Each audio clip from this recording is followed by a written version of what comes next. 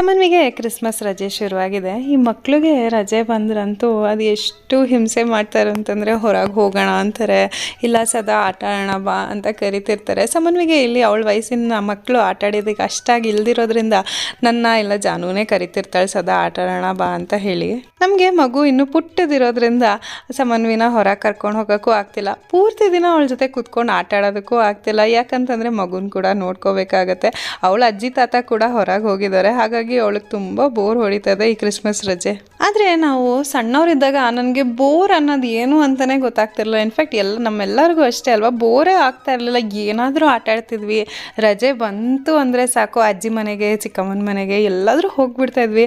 Cousins ಜೊತೆ ಎಲ್ಲ ಸೇರ್ಕೊಂಡು ಎಷ್ಟು ಮಜಾ ಮಾಡ್ತಿದ್ವಿ ಅಲ್ವಾ.